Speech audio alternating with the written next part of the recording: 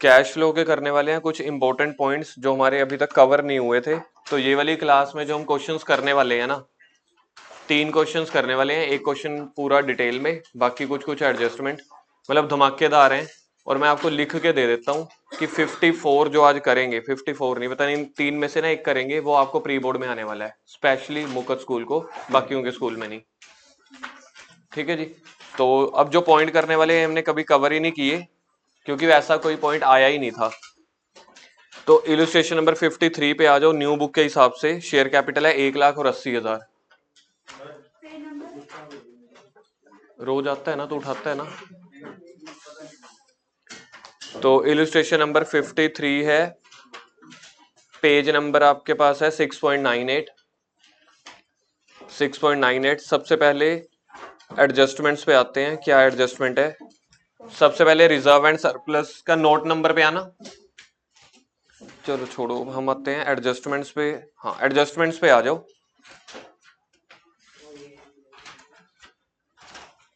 ये पॉइंट पूरे बुक में एक ही क्वेश्चन है ऐसा। प्रैक्टिकल क्वेश्चन मुझे पता नहीं मिलेगा या नहीं मिलेगा, तो मैंने आपको इन जो ये 3 यूनिक क्वेश्चंस है ना, 3 डिफरेंट क्वेश्चंस, उसकी मैंने पहले तो आपको फोटो भेज दी थी 2 दिन पहले ही ग्रुप में। तो उस फोटो को ग्रुप में मतलब देख लेना जब भी कैश फ्लो की तैयारी करनी होगी। ये 3 ऐसे खतरनाक पॉइंट है जो हमने किए नहीं और आने के चांसेस हैं। अगर ये वाला पॉइंट हमने नहीं कर रखा ना, फिर आप लोग भूल जाना जितने मर्जी आपके कॉन्सेप्ट क्लियर हो, 99% है आपसे पेपर में होंगे ही नहीं। जब बेसिक्स हमारे टेस्ट में हो नहीं रहे अच्छे से, तो ये थोड़ा सा एडवांस पॉइंट है, ये बिना किए होंगे ही नहीं। कॉन्टिजेंट लाइबिलिटी पहले पॉइंट पे ही है, यही वाला पॉइंट। कॉन्टिजेंट लाइबिलिटी कल के टेस्ट में भी आया था, परसों के टेस्ट में, propose dividend as that liability. और देखो कोई भी, मैं आपको हमेशा बोलता हूं 80% किताबें, 20% आपका सेंस ऑफ ह्यूमर, दिमाग। हमारे कैश फ्लो के ही चैप्टर में यहां पे ही हमने कम से कम 5-7 बार देख रखा है, लेकिन आप लोग नोटिस नहीं करते, आप लोग नोटिस नहीं करते, आप लोग, हम लोग छोड़ देते हैं कि चलो ठीक है जी, हमें हमारा मतलब प्रपोज डिविडेंड से, उसकी हेडिंग को हम इग्नोर कर देते हैं। कॉन्टिजेंट लाइबिलिटी होती है प्रपोज डिविडेंड। 2021 की है 10,000, 2022 की है 10,000, 11,600। ये टॉपिक आपको तब तक नहीं समझ आएगा जो पॉइंट मैंने सिलेक्ट किया, अगर आपको प्रपोज डिविडेंड का मीनिंग ना आता हो। क्लास में मैंने 2-3 बार प्रपोज डिविडेंड का मीनिंग समझाया हुआ है। कोई एक्सप्लेन करेगा? कोई एक बच्चा, अगर किसी को आता है तो। प्रपोज डिविडेंड मतलब पिछले साल का डिविडेंड। कोई और? वो डिविडेंड जो कंपनी ने बोला कि हम दे देंगे इस साल में, ये गलत है। और कोई? मतलब क्या, मतलब पिछले साल डिक्लेयर किया और अभी तक पे नहीं किया कंपनी ने। प्रपोज्ड का मतलब होता है अनाउंस। ठीक है, प्रपोज्ड का मतलब होता है अनाउंस।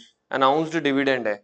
होता क्या है, पहले मीनिंग सीख लोगे तभी ये टॉपिक समझ आ सकता है, अदरवाइज नहीं आएगा, क्योंकि काम में तो आना ही है ना प्रपोज डिविडेंड। वैसे समझा भी चुका हूं। ये प्रपोज डिविडेंड का मीनिंग है कि हमने डिविडेंड अनाउंस कर दिया 31 मार्च से पहले, लेकिन हम पे करते हैं कुछ दिनों के बाद। जैसे 31 मार्च को मैंने डिविडेंड अनाउंस किया, यहाँ पे हम ईयर लेते हैं तब आपको जल्दी समझ में आएगा। ये है मेरी 31/3/21, अगला साल की डेट है 31/3/22, और ये हमारे पास बनेगी 1/4/20। पहले देखो डेट्स मैंने ठीक लिखी है या कुछ गलत लिखी है? ठीक है ना। अब जो मेरा ये पहला चांद बन रहा है, पहला साल, इस फाइनेंशियल ईयर को मैं क्या बोलूंगा? कौन सा? ठीक है जी। दूसरा फाइनेंशियल ईयर 21-22। अब हम क्वेश्चन पढ़ते हैं। ये डेटा समझ में आ गया, सामने एक चांद बन गया। क्वेश्चन में ना दिया हुआ है प्रपोज डिविडेंड, एक तो दिया हुआ है प्रपोज डिविडेंड पीडी, समझ जाना प्रपोज डिविडेंड। एक तो इस डेट का दिया हुआ है 10,000, ठीक है। एक दिया हुआ है क्लोजिंग ईयर का, बताना कितने? 11,600। थोड़ा थोड़ा कंटिन्यू मतलब लिंक बनाए रखना। देखो, हम जो कैश फ्लो स्टेटमेंट बना रहे हैं, हम कैश फ्लो स्टेटमेंट, अब जो नया चांद बना रहा हूं, हम कैश फ्लो स्टेटमेंट उस चीज की बना रहे हैं, ये वाले साल की। मानते हो आप? 21-22 की बना रहे हैं ना। आपको 21 का क्लोजिंग बैलेंस दिया हुआ है, 22 का क्लोजिंग बैलेंस, यानी कि इस पीरियड के दौरान आपके कंपनी में कैश की क्या चेंजेस आए हैं, प्रॉफिट की नहीं, कैश। पहले कैश कितना था, अब कितना है, कैश की मूवमेंट कितनी हुई है। कैश और प्रॉफिट दो अलग अलग चीजें होती हैं। तो क्या चेंज आया कैश का। अब समझो पॉइंट क्या है प्रपोज डिविडेंड। जो प्रपोज डिविडेंड मैं इस डेट पे अनाउंस करता हूं, पता चल रहा है मैं कहां पे पेन चला रहा हूं? जो प्रपोज डिविडेंड मैं 31/3/21 को अनाउंस करता हूं, उसकी मैं पेमेंट ना कुछ दिनों के बाद करता हूं। इवन अगर मैं एक दिन के बाद भी पेमेंट करूं तब भी 1 अप्रैल आ गया। क्या आप इस बात को बिलीव कर रहे हो? अगर मैं 31 मार्च को डिविडेंड अनाउंस कर रहा हूं, अगर मैं एक दिन बाद अगले दिन भी पे कर दूं तब भी तो 1 अप्रैल आ गया। यानी कि जो डिविडेंड, अब ध्यान से सुनना लाइन, जो डिविडेंड मैंने 20-21 में प्रपोज किया था उसकी पेमेंट जाती है 21-22 में। जो डिविडेंड मैंने 21-22 में प्रपोज किया होगा उसकी पेमेंट जाएगी 22-23 में। तो इस केस में हम बात करते हैं, मैंने 2021 के एंड में, मतलब 20-21 का डिविडेंड, 20-21 का डिविडेंड कितना अनाउंस किया? 10,000। ठीक है जी। लेकिन मैं इसको पे कब कर रहा हूं? पे मैं इस डेट पे कर रहा हूं। वो आपको छोटे वाली एरो दिखी, या छोटे वाला डॉट दिखा? जो डिविडेंड, यहाँ पे मैं आपको विजुलाइज करा देता हूं, जो डिविडेंड मैंने ये वाला अनाउंस किया ये ना पिछले साल का होता है, इसलिए तो हम ओपनिंग वाले डिविडेंड को हमेशा लेते हैं, ये पिछले साल का होता है। तो जो डिविडेंड मैंने इस टाइम पे कभी अनाउंस किया उसकी पेमेंट जाती है अगले साल में। अब मैं कैश फ्लो बना रहा हूं, मैं कैश फ्लो बना रहा हूं इस पीरियड का, मेरी पेमेंट तो इस पीरियड में गई है ना। जो मेरी 10,000 की पेमेंट है ना, जो प्रपोज डिविडेंड मैंने अनाउंस किया था, इधर देखो, अनाउंस किया था मैंने 31 मार्च को। पेड देखो मैं कहां पे लिख रहा हूं, पेड लिख रहा हूं 21-22 वाले साल में। चाहे मैं 1 अप्रैल को करूं, चाहे 1 मई को करूं, चाहे 10 दिन बाद करूं, चाहे 20 दिन के बाद करूं, इवन एक दिन के बाद भी करूं तब भी फाइनेंशियल ईयर चेंज हो गया। क्या आपको पहले ये देखो मीनिंग समझ में आया? मुझे बताओ 11,600 का डिविडेंड मैं कब पे करूंगा? 22-23 फाइनेंशियल ईयर में, अप्रैल में, मई में, जून में कुछ। आपको पहला तो देखो ये समझ में आ गया, जो डिविडेंड होता है हम अगले साल करते हैं। लेकिन जब मैं यहाँ पे पी एंड एल अकाउंट बना रहा हूँ 2021 का, जब पी एंड एल अकाउंट बना रहा हूँ, मैंने खर्चा तो 10,000 सोचा था ना कि मेरा 10,000 है, तो मैंने पी एंड एल में से माइनस कर दिया होगा 10,000। इसलिए तो आप ऑपरेटिंग में प्रपोज डिविडेंड को प्लस कर देते हो, और जो पे कर देते हैं फिर फाइनेंसिंग में माइनस कर देते हैं। आप ऑपरेटिंग में ऊपर 4 चीजों में ऐड करते हो प्रपोज डिविडेंड के, आपको याद आया? ओपनिंग ही क्यों करते हो? क्योंकि हमने पे इस साल की है वो, तो मेरे इस साल के मतलब पी एंड एल, पिछले साल के पी एंड एल में मैंने लिखा होगा माइनस करके, इसलिए मैं उसको ऐड कर देता हूं, फाइनेंसिंग में माइनस कर देता हूं। अब इसके साथ पॉइंट क्या है, अगर तो पॉइंट यहां तक ही दिया होता फिर मैं इतनी लंबी चौड़ी चर्चा ही ना करता, ना ये वाले पॉइंट को सिलेक्ट करता। लेकिन प्रपोज डिविडेंड मेरा, अगर मैं नॉर्मल सोचूं इतना डेटा है तो हम हमेशा 10,000 को लेते हैं ना ऑपरेटिंग में प्लस, अगर मैं बात करूं ऑपरेटिंग में प्लस कर देते हैं 10,000 पे, और फाइनेंसिंग में क्या कर देते हैं? माइनस कर देते हैं 10,000, अगर कुछ इंफॉर्मेशन गिवन ना हो। ये सिंपल ट्रीटमेंट है, इसको मैं मुश्किल नहीं मान रहा। अब क्वेश्चन में नोट्स टू अकाउंट्स में ना ये पॉइंट दिया हुआ है, अदर करंट लाइबिलिटी में डिविडेंड पेबल, स्टार्टिंग में डिविडेंड पेबल 0 था, एंड में डिविडेंड पेबल 2,000 है। ये कौन सी डेट चल रही है पता है आपको? ये 31/3/22 चल रही है, ये वाली। मतलब 31/3/22 को, मतलब 21-22 में मेरे को कौन सा डिविडेंड देना होता है? पिछले साल वाला। पिछले साल का डिविडेंड कितना था? 10,000। मुझे 10,000 देना था, लेकिन कह रहे हैं अभी पेबल है। पेबल का मतलब है इतना अभी भी उधार खड़ी है, तो आपने कितना पे कर दिया होगा? क्या आपको 8,000 कहानी में समझ आया? तो अगर तो कोई किसी को 8,000 समझ आ गया बढ़िया है, जिसको नहीं समझ आया एक लास्ट मौका दे रहा हूं 5 सेकंड का, जिसने मुंडियां घुमा ली या दिमाग आउट ऑफ प्रोसेसिंग कर दिया था। मुझे डिविडेंड कितना पे करना होता है? मुझे पिछले साल का पे करना होता है, याद है? मैंने कहा था जो 31 से 21 को पे किया, अनाउंस किया, चाहे एक दिन बाद पे करो चाहे 15 दिन बाद, अगले साल पे करते हो ना। कौन सा? पिछले साल वाला डिविडेंड अगले साल पे करते हैं। तो मेरा अगले साल तो कैश में से 10,000 माइनस हुआ ना, इसलिए मैं 10,000 प्लस या माइनस करता हूं। मुझे पे करना था 10,000। क्वेश्चन कह रहा है भाई अभी भी पेबल है, पेबल का मतलब है पे करना है, अभी पे करना है, मतलब उधारी अभी खड़ी है 2,000 की। तो 10 में से अगर 2,000 की उधारी खड़ी है तो कितना आपने डिविडेंड बांट दिया होगा, पे कर दिया होगा? 8,000। तो ट्रीटमेंट क्या है? ऑपरेटिंग में तो 10,000 ही प्लस होगा। पता है क्यों? क्योंकि पिछले साल जब मैं पी एंड एल बना रहा था ना, पी एंड एल में तो मैंने यही सोचा था कि 10,000 रुपए डिविडेंड बन रहा है, 10,000 रुपए का एक तरह से खर्चा है, तो पी एंड एल में से माइनस कर दो। सोचा तो मैंने 10,000 था ना, वो तो एक्चुअल में मेरे पास ऐसा होएगा नहीं। तो ऑपरेटिंग में अभी भी जब मैं इसकी ट्रीटमेंट करूंगा, पहले ये सीखना पड़ेगा कि पी एंड एल में मैं इसको 10,000 माइनस किया था, इसलिए ऑपरेटिंग में 10,000 प्लस कर दो, कोई चेंज नहीं है। मानोगे आप इस बात को? 10,000 ही प्लस करते थे ऑपरेटिंग में, लेकिन फाइनेंसिंग में माइनस 8,000 करने, बस खत्म हो गया पॉइंट। क्यों 8,000 करना है? क्योंकि 2,000 पेबल में खड़ा है। पेबल का मतलब पता है क्या होता है? अभी पे करना है। जब हमारे पास क्लाइंट आते हैं ना, हमारी ऑडिट फीस होती है सीए की, जो हमने फीस लेनी होती है 31 मार्च की, या कई तरह के खर्चे होते हैं। अगर हमारा बैलेंस शीट में कुछ ना कुछ झोल आ रहा होता है ना, हम बहुत सारी चीजें पेबल में खड़ी कर देते हैं। मतलब समझ लो मेरी एसेट साइड ज्यादा आ रही है, फॉर एग्जांपल लाइबिलिटी साइड कम आ रही है, तो हम क्या करते हैं, सैलरी आउटस्टैंडिंग या अदर एक्सपेंसेस पेबल या सीए फीस पेबल दिखा देते हैं बैलेंस शीट मैच करने के लिए। तो ये पेबल है, पे करना है। अच्छा मेरे को बताओ टोटल पे कितना करना था वैसे? 10,000। पिछले साल का इस साल पे करना था ना 10,000, मैं तो इस साल का देख रहा हूं, तो ऑपरेटिंग में 10,000 ही प्लस करेंगे, और हमने पेबल खड़ा है 2,000, तो फाइनेंसिंग में मैंने पे कितना कर दिया होगा 8,000। तो इसका सोल्यूशन दिखाता हूं मैं आपको।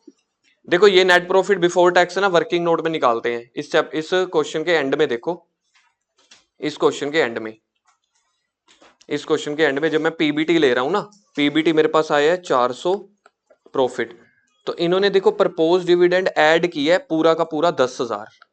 आप सॉल्यूशन में देख सकते हो, ये चार चीजें जो हम ऊपर ऊपर ऐड करते हैं ना, ये बाद में वर्किंग नोट में कर देते हैं। 400 क्या है, पी एंड एल का डिफरेंस, इन्होंने दोनों लिख दिए, प्रॉफिट क्लोजिंग माइनस ओपनिंग। तो इन्होंने प्रपोज डिविडेंड कितना ऐड किया, 10,000, मैंने भी आपको यही बताया है। ऑपरेटिंग में कोई चेंज नहीं है, फाइनेंसिंग में आते हैं, ये फाइनेंसिंग है, फाइनेंसिंग में देखो 8,000 माइनस किया हुआ है। Payment of propose dividend for 2021 10,000 total था, पेबल अभी पेंडिंग खड़ा है 2,000, तो कितना पे कर दिया 8,000। अगले साल 13,600 पे करेंगे। अगले साल 2,000, ये वाला हाँ बहुत बढ़िया पॉइंट है। अगले साल जो मैं पे करूंगा 11,600, तो मेरा वो क्लोजिंग हो गया। हो सकता है वो 11,600 में ना वो 2,000 ऐड हुआ पड़ा है, कह सकता है उस साल का डिविडेंड इतना है। अच्छा जी, ये वाला पॉइंट हो गया। अब इस क्वेश्चन में इंटरिम डिविडेंड भी था, देखना कहाँ पे है इंटरिम डिविडेंड, मिलता है आपको कहीं पे? ये लिखा है लास्ट में। इंटरिम डिविडेंड की ट्रीटमेंट वही है जो हम करते हैं, ऑपरेटिंग में प्लस फाइनेंसिंग में माइनस, उसमें कोई दिक्कत नहीं है। ये पॉइंट क्यों आया था, ये पॉइंट सिर्फ इसलिए आया था डिविडेंड पेबल है, तो इसके साइड पे आप लोग लगा दो एरो, इसके पॉइंट पे लगा दो एरो, डबल स्टार मार्क कर दो। ये बिना सीखे पॉइंट हम कर ही नहीं सकते। एक बार के लिए ट्रीटमेंट देखें, इंटरिम डिविडेंड का कोई चेंज हुआ क्वेश्चन में? कोई चेंज नहीं हुआ। ऑपरेटिंग एक्टिविटी में कोई प्रपोज डिविडेंड का चेंज हुआ? नहीं हुआ, वही का वही 10,000 प्लस किया। चेंज कहां पे आया इस क्वेश्चन में? फाइनेंसिंग में। अगर अच्छा मैं अब आपको ऑप्शंस दे रहा हूं, अगर मेरा dividend payable payable balance sheet में अभी कितना था? 2,000 था। अगर अभी पेबल 1,000 होता तो फाइनेंसिंग में कितना माइनस करते?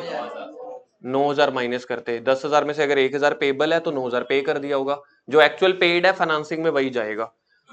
55 पे आ जाओ, इस क्वेश्चन में बस यही समझाना था। 54 क्वेश्चन, 54 क्वेश्चन ये सीबीएसई का सैंपल पेपर का है। आप लोग मतलब मेरी तरफ से उम्मीद लगाओ मुक्कत स्कूल वालों को, अगर तो ये वीडियो ना बस उन तक पहुंचे, मुक्कत वालों को प्री बोर्ड में ये क्वेश्चन आएगा इस बार। 54 मतलब मेरे को लग रहा है, पूरा फील आ रहा है मेरे को मुक्कत स्कूल को ये क्वेश्चन आएगा। ये हम पूरा करेंगे, लेकिन पहले 55 करेंगे, क्योंकि 55 में भी एक ही पॉइंट डिस्कस करना है बस मुझे। टोटल 3 पॉइंट थे, 2 पॉइंट है, एक पूरा क्वेश्चन। 55 की एडजस्टमेंट्स पे आओ जल्दी से, 55 की एडजस्टमेंट्स पे आओ। सबसे पहले टैक्स प्रोवाइडेड, आपको क्या लग रहा है टैक्स प्रोवाइडेड? ऑप्शन देता हूं, टैक्स मेड होता होगा या पेड होता होगा? ये टैक्स प्रोवाइडेड का मतलब होता है मेड, मतलब टैक्स बना कितना, प्रोवाइड कितना किया। पेड का पेड ही मतलब होता है। पहले लिखो इसको, टैक्स प्रोवाइड का मतलब होता है टैक्स मेड। बताओगे ये टैक्स मेड कहां पे जाता है? ऊपर ऑपरेटिंग में प्लस हो जाएगा और नीचे जाके ऑपरेटिंग में ही माइनस हो जाएगा। माइनस कौन सा होएगा? पेड वाला। इसमें प्रोविजन फॉर टैक्स का अकाउंट वो दिए हुए opening closing balance, tax account बन जाएगा। टैक्स अकाउंट कैसे बनेगा? 28,000 इधर, 30,000 इधर। टैक्स अकाउंट है इसलिए लाइबिलिटी है, तो क्रेडिट से शुरू की है। अब क्वेश्चन में मेड दिया हुआ है 17,000, मेड इधर आ जाएगा, बाकी पेड इधर आंसर निकल आएगा 15। ठीक है जी, तो 17,000 प्लस हो जाएगा ऑपरेटिंग में, और फिर नीचे ऑपरेटिंग में कैश जनरेटेड फ्रॉम ऑपरेशन में 15,000 माइनस होगा। चलो जी, मुझे पॉइंट कराना है पॉइंट नंबर 3, बाकी नहीं मैं करवा रहा। नॉन करंट इन्वेस्टमेंट जो इन्वेस्टिंग एक्टिविटी का पार्ट है 30,000 वर सोल्ड फॉर 10,000। बताओ प्रॉफिट कितने का हुआ? प्रॉफिट के लॉस देख रहे हैं एक बार। कॉस्टिंग 30,000 है, सोल्ड 40,000, 10,000 का प्रॉफिट है। कुछ नया पॉइंट नहीं है, बिल्कुल ठीक है, लेकिन नया पॉइंट अगली लाइन से शुरू हो रहा है। Gain on sale of investment, कितना गेन बोला था आपने? तो मैं यहाँ पे अभी के लिए 10,000 लिख रहा हूं। तो gain on sale of investment है वो क्रेडिटेड टू कैपिटल रिजर्व, वैसे देखो जो मेरे प्रॉफिट्स होते हैं ना, मैं P&L में ऐड करता हूं, इसलिए ऑपरेटिंग एक्टिविटी है ना, ऑपरेटिंग एक्टिविटी अगर मेरी हो रही होती है तो उसमें जो non cash and non operating items नहीं होती, तो उसमें ये वाले गेन्स को मैं माइनस करता हूं। क्यों? क्योंकि ये मेरे P&L में ऐड हो चुके थे पहले, प्रॉफिट मेरे P&L में ऐड होते हैं ना, लेकिन ये इन्वेस्टिंग एक्टिविटी को बिलोंग करता है, इसलिए ऑपरेटिंग एक्टिविटी में मैं इस गेन को 10,000 को माइनस कर देता हूं। ये जर्नल मैंने आपको ट्रीटमेंट बताई, पेपर में यही आती है, ये आएगी भी नहीं। सीबीएसई वाले इतनी मुश्किल नहीं पूछते होते। आ गई तो क्या चाह रहा है, अब कह रहे हैं अगर gain on sale of investment है उसको हमने कैपिटल रिजर्व में डाल दिया। इन्होंने क्या किया, जब ये P&L अकाउंट बनाने लगे थे ना, P&L अकाउंट में इन्होंने इस 10,000 के प्रॉफिट को लिखा ही नहीं, मतलब अपने प्रॉफिट्स में ऐड ही नहीं किया। सर आपको कैसे पता? क्वेश्चन ने बोला, हमने इसको कैपिटल रिजर्व में डाल दिया। कैपिटल रिजर्व का मतलब होता है स्पेसिफिक प्रॉफिट, जो आज हमने सुबह रिवीजन क्लास में किया था, WCR। तो ये स्पेसिफिक प्रॉफिट में डाल दिया, P&L में डाला ही नहीं, सीधा लाइबिलिटी साइड बैलेंस शीट में ले गए। तो अब आप एक चीज बताओ मुझे, अब आप मेरे को एक चीज बताओ, जिस प्रॉफिट को मैंने P&L में ऐड ही नहीं किया तो क्या मैं माइनस करूंगा? मैं हमेशा उन चीजों की गलतियां ठीक करता हूं जो मैंने की है। अगर तो ये मेरा अगर ये वाली लाइन नहीं दी होती, देखो अब हम दूसरी ट्रीटमेंट भी सीख लेते हैं ताकि आपको कंपैरिजन भी आ जाए। या तो क्वेश्चन में ये वाली लाइन दी नहीं हुई, क्वेश्चन ने बोला 30,000 वाली चीज 40 में बेची, 10 का प्रॉफिट हुआ, तो मैं प्रॉपर आपको जड़ से बता रहा हूं। सबसे पहले बनता है P&L अकाउंट, तो P&L अकाउंट में समझ लो प्रॉफिट था 0, वैसे ही मान लेते हैं 10,000, ना 10,000 सेम फिगर हो जाएगी, वैसे ही हमने एज्यूम किया 2,000। जिन बच्चों ने नहीं सुना, 2,000 को एज्यूम किया मैंने समझाने के लिए। तो P&L में ना मैंने ये वाला प्रॉफिट को ऐड कर दिया होगा, लेकिन नॉन करंट इन्वेस्टमेंट किस एक्टिविटी को बिलोंग करता है? नॉन करंट इन्वेस्टमेंट किस एक्टिविटी को बिलोंग करता है? इन्वेस्टिंग। तो जब मैंने P&L में उसको ऐड कर दिया, तो इसलिए मैं जब ऑपरेटिंग एक्टिविटी करता हूं ना, ऑपरेटिंग एक्टिविटी में इसलिए इसको ये माइनस कर देता हूं। क्यों? क्योंकि ये इन्वेस्टिंग की एक्टिविटी है, नॉन ऑपरेटिंग एक्टिविटी है, तो नॉन ऑपरेटिंग एक्टिविटी में मैं इसको माइनस कर देता हूं। अब इस क्वेश्चन का कुछ भी नहीं करना, क्योंकि इन्होंने प्रॉफिट को P&L में डाला नहीं। जब P&L में इन्होंने, ये P&L बन रहा है नीचे, P&L में इन्होंने यहाँ पे कुछ लिखा ही नहीं, समझ लो P&L में कुछ भी नहीं लिखा, 0, तो फिर मैं किसको हटाऊं? जब P&L में कोई पैसे 10,000 पे मैंने ऐड ही नहीं किए तो माइनस भी नहीं करूंगा। ये कब करना है ये वाली ट्रीटमेंट? जब लिखा हो कि आपने सारा प्रॉफिट कैपिटल रिजर्व में डाल दिया। तो इसको करो ट्रिपल स्टार। बस इसमें यही पॉइंट समझाना था। अब हम कर रहे हैं क्वेश्चन नंबर 54, दिमाग हिलाने वाला क्वेश्चन। इस चैप्टर में ना मैंने आपको ना कुछ चीजें नहीं करवाई थी, तो रिकॉर्डिंग में मैं बोल रहा हूँ, एक्सेप्ट कर रहा हूँ, कुछ चीजें नहीं करवाई थी क्योंकि वो चीजें मैं पेपर से 2 दिन पहले करवाता हूँ, लेकिन आज हमारे पास दिन था यूनिक क्वेश्चन करने का, तो मैंने उसी में ही काउंट कर लिया। हमारे पास जो क्वेश्चन आता है ना, मेरे को बताओ, हम ऑपरेटिंग एक्टिविटी कहां से स्टार्ट करते हैं? बिल्कुल स्टार्टिंग, प्रॉफिट आफ्टर टैक्स से शुरू करते हैं जी, ठीक है? मानते हो इस बात को? इसमें क्या 4 चीजें ऐड करते हैं?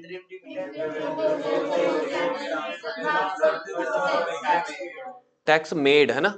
तो ये 4 चीजें, इसके बाद क्या निकल के आ जाता है? आज तक मैंने आपको यही कहानी समझाई है। बुक वाले क्या करते हैं, इस वाले पॉइंट तक ना, इस वाले पॉइंट तक पीबीटी को कैश फ्लो के बाद वर्किंग नोट में कर लेते हैं, करते वो भी वही है, चारों चीजें ऐड, 4 में से अगर 2 है तो 2, 3 है तो 3, हम भी यही करते हैं। मैंने अभी तक आपको सिंपल सिखाया था कि आप कैश फ्लो में कर लिया करो, अभी हम प्रेजेंटेशन में नहीं जाना चाहते, पहले कॉन्सेप्ट सीखे। क्या नहीं करवाया था, शुरू कर रहा हूं अब। Profit before tax and extraordinary item. मुझे बताओ, extra ordinary item daily basis वाली होती होंगी या कभी कभी वाली? तो अगर आपको कोई एक्स्ट्रा ऑर्डिनरी आइटम्स मिली, 2 ही होती हैं, या तो मिलेगा या पे करेंगे, यही होता है ना। एक्स्ट्रा ऑर्डिनरी मेरे पास वो चीजें होती हैं, जगाना इनको, आप थोड़ा सा देख लो। एक्स्ट्रा ऑर्डिनरी आइटम्स या तो एक्स्ट्रा ऑर्डिनरी पेमेंट है या रिसीप्ट है। अगर मेरे को एक्स्ट्रा ऑर्डिनरी रिसीप्ट मिली होगी तो मुझे बताओ बार बार मिलेगी? नहीं मिलेगी ना, तो मुझे उसको हटाना है। जैसे सेम अभी profit on sale of investment नहीं किया था, profit on sale of investment को ऑपरेटिंग में माइनस करते हैं, क्यों? क्योंकि वो इन्वेस्टिंग एक्टिविटी को बिलोंग करती है। तो आज हम एक नया टॉपिक सीखेंगे, प्रॉफिट बिफोर टैक्स। एक तो बिफोर टैक्स है एंड एक्स्ट्रा ऑर्डिनरी आइटम। अगर कोई एक्स्ट्रा ऑर्डिनरी आइटम का, मैं आपको एग्जांपल देता हूं, अगर आग लग गई, ये ऑर्डिनरी है या एक्स्ट्रा ऑर्डिनरी है? डिफरेंट चीज है या रेगुलर चीज है?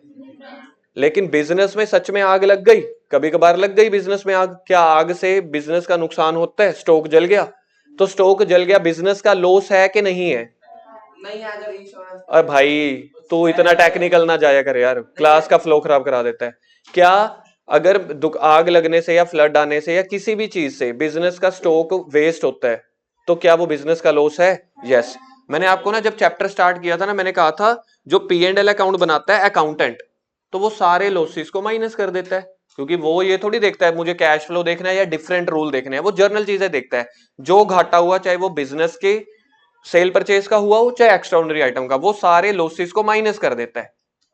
तो हम क्या करेंगे, उसको प्लस कर देंगे। क्या समझ के? एक्स्ट्राऑर्डिनरी। सेम चीज गुडविल के चैप्टर में नहीं करते, मेजर रिपेयर को रिपेयर मान लिया, रिपेयर को मेजर रिपेयर मान लिया, ठीक है। एबनॉर्मल लॉस है, सिंपल सी बात है, एक्स्ट्राऑर्डिनरी मतलब एबनॉर्मल। तो अगर एबनॉर्मल लॉस है, गुडविल के चैप्टर के साथ लिंक करो। एबनॉर्मल लॉस को गुडविल चैप्टर में क्या करते थे? प्लस, यहाँ पे भी प्लस कर देना। एबनॉर्मल इनकम को, बच्चों को ना ये नॉर्मल एबनॉर्मल चीजें समझ ही नहीं आती, अब समझाने का तरीका भी तो होना चाहिए ना। आप इसको गुडविल के चैप्टर के साथ कनेक्टिविटी दो, गुडविल के चैप्टर के साथ कनेक्टिविटी दो। 99%, मैं 100 नहीं कह रहा, लेकिन 99.5% सेम पैटर्न चलेगा। अभी क्वेश्चन करके देखेंगे क्या है। Read the following. अनुषी उठना यार, बटन ऑन करो। Read the following hypothetical text. अब बच्चे मेरे से, अगर मैं बच्चों को टेस्ट में ये क्वेश्चन दे दूं ना, बच्चों ये नहीं पूछेंगे सर इंटरिम डिविडेंड क्या है, लॉस ऑन सेल क्या है, बच्चे पूछेंगे सर हाइपोथेटिकल क्या है।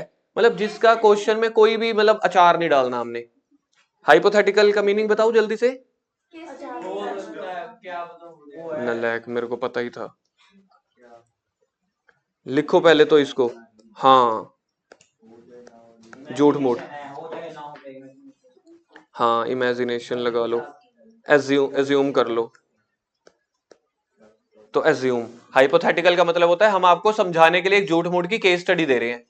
हाइपोथेटिकल का मतलब होता है हम आपको समझाने के लिए झूठ मूठ की केस स्टडी दे रहे हैं। जैसे अब आपको बच्चों को समझ आ जाएगा, क्या कहते हैं, आईपीएल की ऑक्शन हुई थी थोड़े दिन पहले, उससे एक दिन पहले याद है मॉक ऑक्शन हुई थी, ठीक है। तो वो मॉक ऑक्शन या mock test paper, that is called hypothetical. कि एक बार वैसे ही क्या है, Aashna alumnus of CBSE school initiated, ठीक है यार ये है। प्रोवाइड द, इधर इधर इधर इधर, प्रोवाइड द क्रेडिट और लोन, बस कर, इधर फोकस। इनका काम क्या है, पहली 4 लाइनें पढ़ लेना अपने आप। ड्यूरिंग द ईयर स्मार्ट पे इशूड, स्मार्ट पे मतलब जो भी इनका नाम है बिजनेस का, issued the bonus share in the ratio 5:1। मतलब क्या आपको लग रहा है कि जिसके पास 5 शेयर है उसको 1 मिला होगा, या एक वाले को 5 मिले होंगे फ्री? 5:1 बोनस शेयर का मतलब होता है जिसके पास 5 शेयर ऑलरेडी है ना, उसको 1 शेयर मिला होगा। जैसे अभी मेरे को विप्रो के मिले थे 1:1 में, सीधा डबल। ओए है, पैसे नहीं बढ़े थे, स्प्लिट हो गए थे। बाय कैपिटलाइजिंग द रिजर्व्स, मतलब हमने प्रॉफिट को कम करके इनको बोनस शेयर बांट दिया, और जिसको बोनस शेयर हमने दिए शेयर होल्डर को, उनसे पैसा भी नहीं लिया। प्रॉफिट ऑफ द स्मार्ट पे आफ्टर ऑल अप्रोप्रिएशन, ये वर्ड को सर्कल कर लेना, आफ्टर। ये मैंने चीजें समझाई हुई हैं पहले पहले दिन में। सारे ये जितनी भी अप्रोप्रिएशंस हैं उनको माइनस या प्लस करने के बाद बिजनेस में प्रॉफिट है 7.5 लाख। तो यानी कि इस क्वेश्चन में हमें ओपनिंग और क्लोजिंग प्रॉफिट नहीं दिया होगा, निकाल के दे दिया 7.5 लाख प्रॉफिट है, टैक्स माइनस करके, इंटरिम डिविडेंड माइनस करके, फलाना फलाना। द प्रॉफिट वाज अराइव्ड, लिखा ही हुआ है, आफ्टर टेकिंग इनटू कंसीडरेशन। अब बच्चों को लगता है आफ्टर का मतलब होता है माइनस, नलायक बच्चे हैं, वाहियात बच्चे हैं। तरुण सर से पढ़ो। आफ्टर टेकिंग इनटू कंसीडरेशन का मतलब है जो चीज माइनस होनी थी माइनस कर दी, प्लस होनी थी प्लस कर दी। इसका मतलब आफ्टर का मतलब माइनस नहीं होता हमेशा।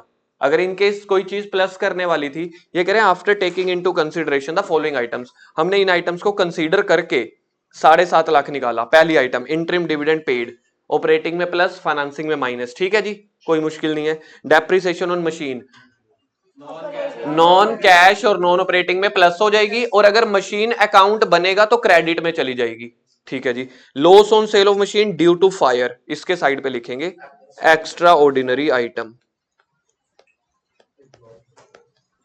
एक्स्ट्रा ऑर्डिनरी आइटम, ये लिखते चले जाओ, ये प्लस हो जाएगा, बिल्कुल ठीक है ना, क्योंकि एक्स्ट्रा ऑर्डिनरी आइटम मैंने P&L में माइनस कर दी होगी।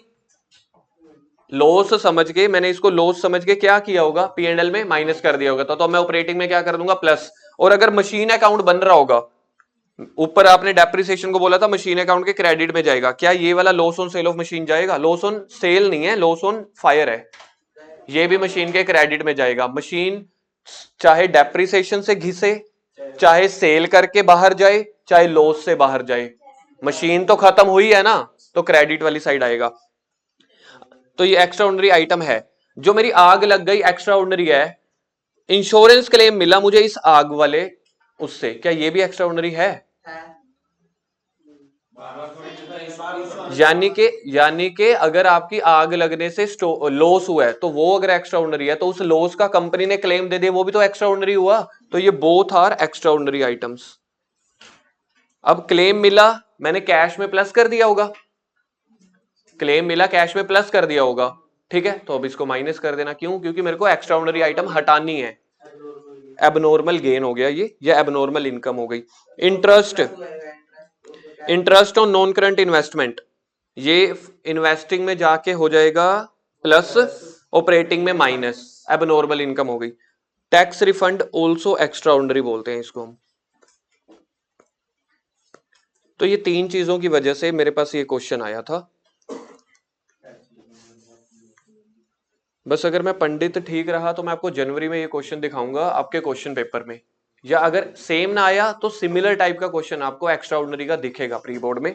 टैक्स रिफंड, मुझे बताओ ये टैक्स रिफंड बिजनेस को मिला होगा या बिजनेस ने पे किया है? मिला होगा। जब टैक्स पेड होता है वो पेमेंट है, रिफंड मतलब आपने अगर फालतू गलती से एक्स्ट्रा दे दिया। गवर्नमेंट क्या कभी किसी को टैक्स रिफंड करती है? नहीं। लेकिन मेरे पास कम से कम हर साल के 40-50 क्लाइंट आते हैं, लेकिन वो अलग इश्यू होता है, तो इनकम टैक्स रिफंड हम मंगवाते हैं। तो ये एक्स्ट्रा ऑर्डिनरी आइटम है, P&L में प्लस हो गया होगा, माइनस कर देंगे। अब आके क्वेश्चन में आपको दिए हुए बैलेंसेस, ओपनिंग और क्लोजिंग बैलेंस। बैलेंस शीट नहीं है लेकिन बैलेंसेस है। इसमें कुछ पॉइंट आपको नया मिल रहा है। सेकंड पॉइंट देखना, पहले फर्स्ट पॉइंट देखो, शेयर कैपिटल कितने से कितनी हो गई? कहां पे जाएगी ट्रीटमेंट? फाइनेंसिंग में प्लस होएगी। इश्यू ऑफ शेयर कैपिटल, एक मिनट मैं बता देता हूं।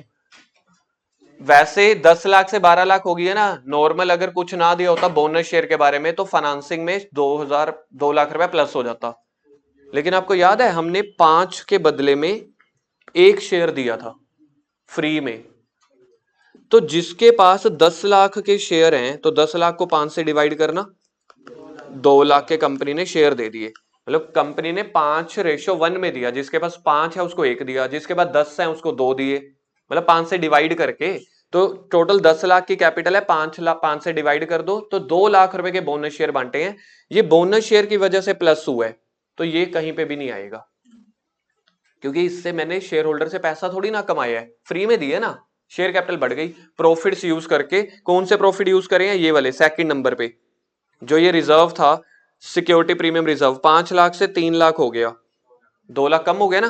कहने का मतलब ये मैंने आपको समझाया हुआ है 5-6 दिन पहले, यही 2 लाख रुपए मैंने रिजर्व से हटा के ना शेयर कैपिटल में ट्रांसफर कर दिए हैं। This is called transfer entry. इसकी अगर जर्नल एंट्री में बनाना चाहूं ना, अगर सिंपल जर्नल एंट्री होती शेयर कैपिटल की तो ये होती है, bank account debit to share capital. करते थे ना bank to share application, share application to share capital. यहाँ पे बैंक को डेबिट नहीं किया, क्यों? क्योंकि सामने वाले से हमने पैसा नहीं लिया, फ्री में बांटे, हमने सिक्योरिटी प्रीमियम से निकाल लिया ये वाला पैसा। शेयर होल्डर को बोला भाई बोनस है, तुमने कुछ नहीं देना, कंपनी का जो सिक्योरिटी प्रीमियम है उसको यूज करके शेयर कैपिटल में ट्रांसफर कर दिया है। अल्टीमेटली पता क्या है? This is called transfer entry. ना इससे पैसा आया है ना इससे पैसा गया है। तो चलो ये पॉइंट भी मेरा कवर हो गया। एडजस्टमेंट्स पे आते हैं। अच्छा, उसके बाद क्वेश्चन खतरनाक घूम रहा है, देखो उसके बाद एडिशनल इंफॉर्मेशन भी है।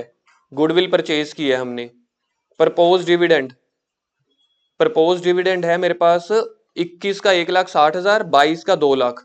अब देखो डिविडेंड पेबल है ऊपर वाले बैलेंसेस में, अभी अभी जो सीख के आए हैं हम, तो इसकी सिंपल ट्रीटमेंट करेंगे। ओपनिंग वाले को लेंगे, क्लोजिंग वाले को इग्नोर करेंगे, तो मैं इसको काटा मार रहा हूं। हमेशा ओपनिंग वाले ही लेते हैं, सिर्फ पिछला एक क्वेश्चन था पेबल वाले में, उसमें हमने फाइनेंसिंग थोड़ा सा कम कर दिया था।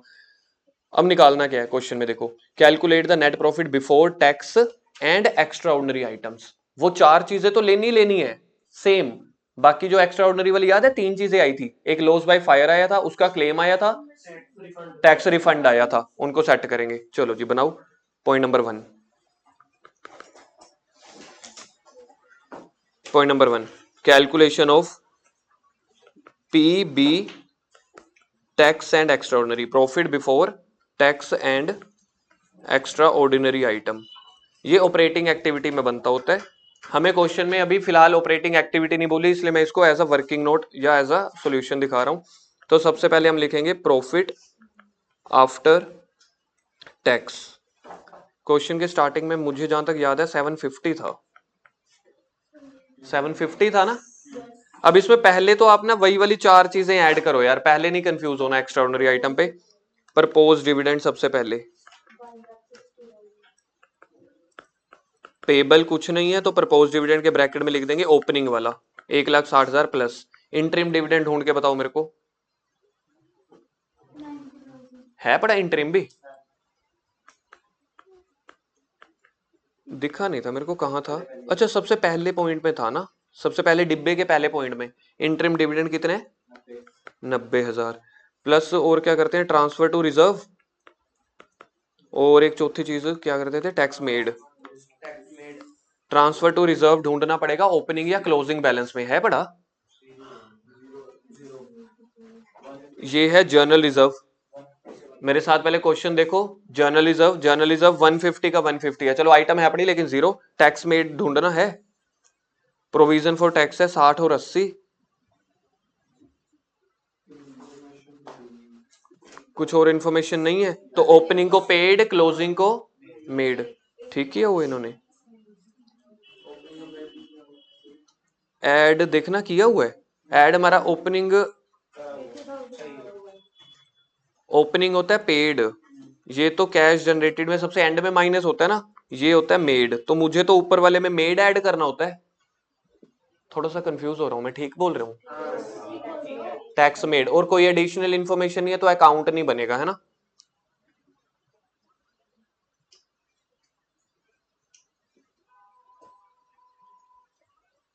Transfer to reserve zero, tax made कितना था हमारा 80,000। अब जो एक्स्ट्रा ऑर्डिनरी आइटम्स थी उसकी ट्रीटमेंट कर लेते हैं। एक्स्ट्रा ऑर्डिनरी आइटम में जो लॉस हुआ था सबसे पहले ऐड कर दो, लॉस बाय फायर। देखना सामान कितने का जला था, पहले डिब्बे में देख लो 20,000 का, इसमें से माइनस कर दो क्लेम रिसीव्ड। क्लेम रिसीव्ड 10,000 मिला बस, मतलब 50% कंपनी ने क्लेम दी है। पी एंड एल में ये ऐड हो गया था इसलिए माइनस कर देंगे, इसको हम लिख रहे हैं यहाँ पे पी एंड एल में प्लस कर दिया था, so we are deducting. Claim received मेरी एक्स्ट्रा ऑर्डिनरी आइटम है, पी एंड एल में प्लस हो चुका था, रिसीव होके माइनस कर देंगे। एक और था माइनस कर दो income tax refund. IT refund जब कंपनी को मिला होगा, कंपनी ने पी एंड एल में डाल दिया होगा सोच के कि चलो जी पैसा मिल रहा है, लेकिन कैश फ्लो के हिसाब से आईटी रिफंड माइनस कर देंगे। देखना रिफंड कितने का था, ये अब आपके पास आएगा PBT and extraordinary items, PBT and extraordinary items. इसका आंसर निकालना क्या बनता है, 10 लाख। बस भगवान करे आंसर मैच हो जाए। हाँ ठीक है भाई।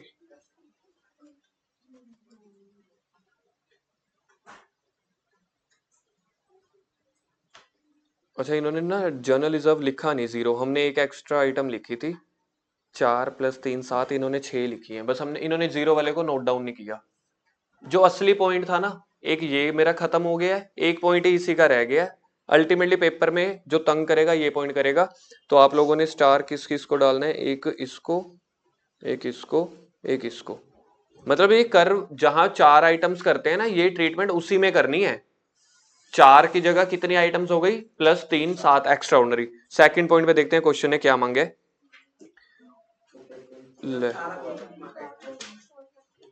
Operating profit before working capital changes, इसी में non cash and non operating plus कर दूंगा। नहीं ऑपरेटिंग प्रॉफिट पूछा है, सबसे बोरिंग चीज तो पूछी नहीं, करंट एसेट करंट लाइबिलिटी। तो एक काम करो इसी में ही चला दो यार आगे, मेरा क्वेश्चन भी होता रहेगा। पॉइंट नंबर 2 यहां से शुरू हो रहा है, एड ओब्लिग less non cash and non operating items. लेकिन ये ना पूरा हो नहीं पाएगा क्योंकि मशीन की एडजस्टमेंट दी हुई है, हमें मशीन अकाउंट बनाना पड़ेगा। Non cash and non operating items plus goodwill की परचेज के बारे में भी दिया हुआ है। गुडविल हो amortization। इस क्वेश्चन के लिए ना कैसे इजी करें, एक काम करते हैं, पहले ना जो हम अपना तरीका अपनाते हैं ना पहले वही करते हैं, पहले हम एडजस्टमेंट खत्म करते हैं ना, पहले एडजस्टमेंट पे आ जाओ। अगले पेज पे है एडजस्टमेंट, ये वाली जो 2 पॉइंट दिए हुए ना यू आर रिक्वायर्ड से पहले, पहले किसके बारे में दिया हुआ है, goodwill purchase during the year 20,000। हमें ऐसे लगता है ये इन्वेस्टिंग का पार्ट है, मानते हो, लेकिन मुझे ओपनिंग क्लोजिंग बैलेंस देखने पड़ेंगे गुडविल के हैं क्या, 80 से 30 हो गया। तो मेरे को अकाउंट बनाना पड़ेगा। भैया आ जाओ अकाउंट पे आ जाओ। तो आप लोग पता है क्या करना, मेरी बात सुनो, एक पूरा पेज छोड़ने के बाद बनाना वर्किंग नोट्स, बाकी जहां आपका मन करे। वर्किंग नोट पहले मैं गुडविल अकाउंट बना रहा हूं। गुडविल मेरी एसेट है, to balance brought down,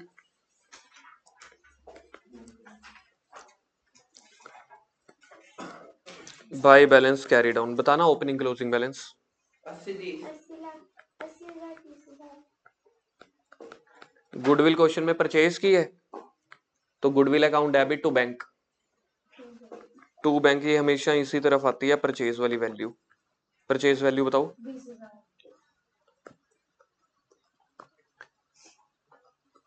total हो गया 1,00,000 रुपए।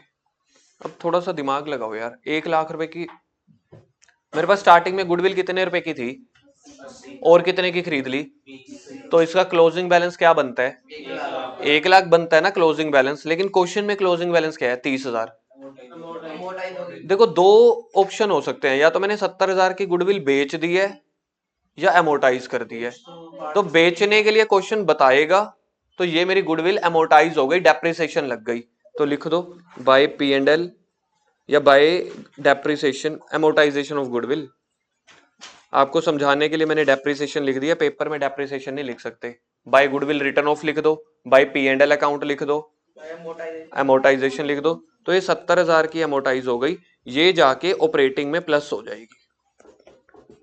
सर वो जो इधर वाली है वो माइनस आएगी investing ये इन्वेस्टिंग में माइनस हो जाएगी, बिल्कुल ठीक है। मतलब रूल्स थोड़ी चेंज होंगे, रूल्स वही वाले ही रहने हैं, बस क्वेश्चन थोड़ा डिफरेंट है। करो जी ऐड इसको, तो ऐड कर देते हैं हम गुडविल रिटर्न ऑफ, कितना निकाला है, 70,000। गुडविल हमने निकाली है, अमोर्टाइजेशन 70,000। एडजस्टमेंट नंबर 2 पे आ जाओ। अब एडजस्टमेंट नंबर 2 पे आना, प्रपोज डिविडेंड ऑपरेटिंग में हो चुकी है, बाकी फाइनेंसिंग में। अब आ जाओ आप लोग यहां से, जो ये डिब्बा दिया हुआ था, इंटरिम डिविडेंड हो गया ऑपरेटिंग में और जाएगा फाइनेंसिंग में। Depreciation on machine, loss of machine, claim machine का मिल रहा है और मशीन का ओपनिंग क्लोजिंग बैलेंस है, मशीन अकाउंट बनाना पड़ेगा। बस ये लास्ट अकाउंट बनाना पड़ेगा और कुछ नहीं बनेगा। बाकी जो इन्वेस्टिंग फाइनेंसिंग है वो तो करेंगे नहीं, यहीं पे दिखा दूंगा सॉल्यूशन में ही।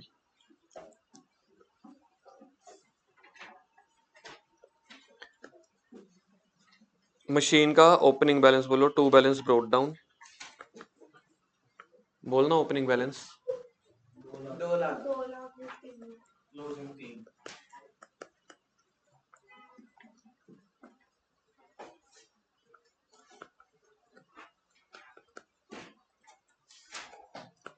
एडजस्टमेंट में तो कुछ नहीं था, लेकिन जो पहले वाली इंफॉर्मेशन थी, पहले वाला डिब्बा उसमें था सीरियल वाइज मशीन का जो जो आता जा रहा है बताते चले जाओ। पहले डेप्रिसिएशन, वो करिए loss by fire, serial wise बताते चले जाओ ना देख के, ताकि मेरा कोई पॉइंट मिस ना हो यार। बाय डेप्रिसिएशन कितनी है, बुक में देख के बताना उसके बाद क्या आ रहा है। हाँ तो इससे भी मेरी मशीन जल गई, ठीक है। तो bye P and L bracket में लॉस, लॉस बाय फायर, वैसे हम लॉस ऑन सेल लिखते हैं ना, ये लॉस बाय फायर है, ये पहली बार आया। कितने की मशीन जली थी, 20,000 की। कोई सेल की है, अब देखो जो कंपनी, देखो जो लोग बच्चे कहते हैं ना अब कि सर जब आपने 20,000 का लॉस क्रेडिट में डाल दिया तो जो उसका क्लेम मिला डेबिट में डालो ना, तो ये होता है आधा ज्ञान। देखो जब मशीन का लॉस हुआ था 20,000, 20,000 की एंट्री पता है क्या थी? 20,000 की एंट्री थी loss account debit to machine, मतलब मेरी मशीन जल गई, ठीक है, loss by fire account debit to machine, इसलिए मशीन के क्रेडिट में आए है। जब मुझे कंपनी से क्लेम मिला है ना, मशीन में थोड़ी ना क्लेम मिला है, क्लेम तो कैश में मिलता है ना। क्या कंपनी ने मुझे मशीन दी है? नहीं, क्लेम दी है। तो इसकी एंट्री होती है bank account debit to claim, to claim बोल लो या P&L अकाउंट बोल लो। तो मेरे को बताओ, जो रिफंड मिल रहा है, मेरे को क्लेम मिल रहा है, वहां पे कहीं पे मशीन आया है? इनकेस अगर कंपनी ने आपको क्लेम की जगह मशीन दी होती तो अब हम करते machine account debit to claim, तब मशीन के डेबिट में लिखते। बच्चे क्या याद करते हैं सर, जब लॉस आपने, जब कंपनी, जब ये मशीन का लॉस आपने क्रेडिट साइड लिखा है तो उसका क्लेम डेबिट में लिखो, है ना। आप जर्नल एंट्री सोचो, जब मेरे पास लॉस हुआ था तो एंट्री बनती है loss by fire account debit. Journal entry हमने यही सीखी थी क्लास +1 में, loss by fire account debit to machine. तो अब मशीन गई है, इस वजह से मेरे को क्रेडिट करना पड़ा, बदले में मुझे मशीन नहीं मिली, बदले में मुझे क्या मिला है? क्लेम कैश में, तभी तो आपने वहां पे ऑपरेटिंग में उस क्लेम को माइनस किया था। तो इसलिए बस यहां तक है। अब अगर आंसर आ रहा है तो सेल परचेज निकल आएगा, निकालो। टू बैंक ब्रैकेट में परचेज 1,00,000। सर फिर वो क्लेम का क्या करना है भाई? क्लेम का कर चुके हैं, अपनी अपनी कॉपी में देखो, क्लेम का कर चुके हैं, एक बार के लिए माइनस कर चुके हैं। अब मुझे इस चैप्टर में, इस क्वेश्चन में मेरे को डेप्रिसिएशन काम किया है, लॉस बाय फायर काम क्या है। ओपनिंग का कुछ नहीं करते, क्लोजिंग का कुछ नहीं करते ऑपरेटिंग में, ये जाएगी इन्वेस्टिंग में। तो बच क्या गया? डेप्रिसिएशन और P&L। आ जाओ,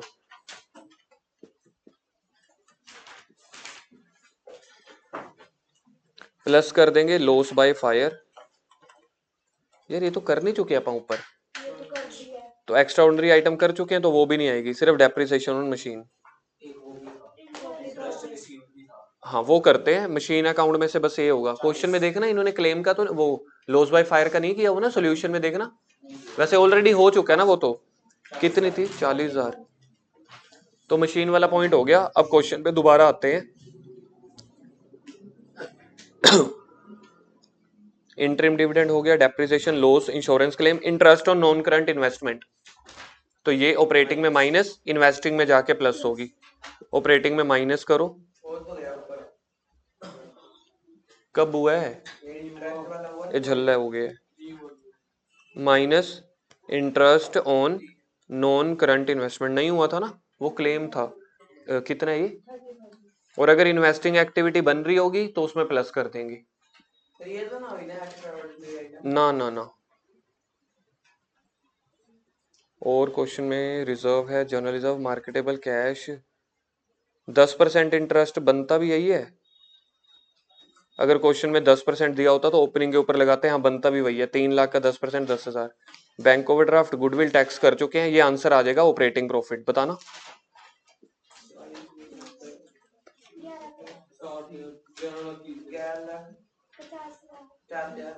11,50,000 दो बच्चे कह रहे हैं। पीछे आंसर चेक करना, यही है क्या? सॉल्यूशन में भी यही है, operating profit before working capital changes. Operating profit before working capital changes. Point number 3 में देखना क्या कैलकुलेट करना है। पॉइंट नंबर 3 में देखो, पॉइंट नंबर 3 है इन्वेस्टिंग एक्टिविटी। बस सॉल्यूशन में देख रहे हैं इन्वेस्टिंग एक्टिविटी। सबसे पहले जो हमने मशीनरी परचेज किया, देखो माइनस कर दिया पहले पॉइंट में। अपनी अपनी बुक में टिक मारते जाओ जल्दी, आपकी मर्जी है, या बुक में टिक करो या कॉपी पे पूरा पूरा करो, देख लो, दो चॉइसेस है। चल भाई कार्तिक, सेकंड आइटम देखना। सेकंड आइटम मेरे पास क्या है? गुडविल परचेज की थी मैंने, कोई गुडविल परचेज दी हुई थी, माइनस कर दो 20,000, टिक करो जल्दी से। परचेज ऑफ इन्वेस्टमेंट, ये आपको बैलेंसेस में देखना पड़ेगा। देखना बैलेंसेस में कितने से कितने हो गई है इन्वेस्टमेंट, मेरे को बताओगे? 3,00,000 से 4,00,000 हो गई है। क्वेश्चन में गिवन है ये वाली, तो 1,00,000 रुपए बढ़ गई, माइनस हो जाएगा। इंटरेस्ट रिसीव्ड ऑन इन्वेस्टमेंट कहां पे जाता है? ऑपरेटिंग में माइनस कर दिया था, क्यों? क्योंकि इन्वेस्टिंग में प्लस करना था। सेम देखो जी, क्लेम आ गया। जो बच्चे बोल रहे थे ना क्लेम रिसीव्ड को कब लिखेंगे, ऊपर माइनस किया था तो नीचे प्लस कर दिया। ये देखना, जो मैं ब्रैकेट बना रहा हूं ये सेम ट्रीटमेंट है दोनों। ऑपरेटिंग में माइनस, क्यों? माइनस इसलिए कर रहे थे क्योंकि that item belongs to investing activity, खत्म हो जाएगा। फाइनेंसिंग में आओ, फाइनेंसिंग एक्टिविटी में दो तरह के तो डिविडेंड आ गई, वो हमने ऑपरेटिंग में प्लस किए हुए हैं, तो यहाँ पे माइनस करो। और बैंक ओवरड्राफ्ट आ गया। बैंक ओवरड्राफ्ट बताइए एक बार। 2 लाख से 2.5 लाख पहले डिब्बे में गिवन है कि दूसरे? दूसरे डिब्बे में ही होगा, क्योंकि दूसरे में ही दोनों सालों के बैलेंस हैं। पहले देखो जी, बैंक ओवरड्राफ्ट मिला आप लोगों को, बाकियों को? तो 50,000 का लोन टेकन है तो कैश ऐड हो गया। इसमें हमने क्या नहीं किया, शेयर कैपिटल की नहीं की, इन्होंने ये निकाला हुआ है सॉल्यूशन, क्योंकि सिक्योरिटी प्रीमियम वाले पैसों को हमने शेयर्स में यूज कर लिया था। लास्ट क्वेश्चन में देखें क्या बोला हुआ है, कैलकुलेट द क्लोजिंग कैश। ये नेट इंक्रीज डिक्रीज पूछ रहे हैं क्या? नहीं, सिर्फ लास्ट के balance closing. Net increase decrease नहीं पूछ रहे, सिर्फ क्लोजिंग पूछ रहे हैं। यहां से पहले कैश वाले मेरे को बताओ कौन कौन से टिक करूं। Equity share capital, security premium, journal reserve, marketable security. ये कैश है, कैश इन हैंड, ये भी कैश है। दो मशीन नॉन करंट, ये है ये। अगर ये करंट इन्वेस्टमेंट होता तो होता। बैंक ओवरड्राफ्ट, गुडविल प्रोविजन, दो को प्लस कर दो, 3,50,000। देखना आंसर है 350। बस हो गए क्वेश्चन।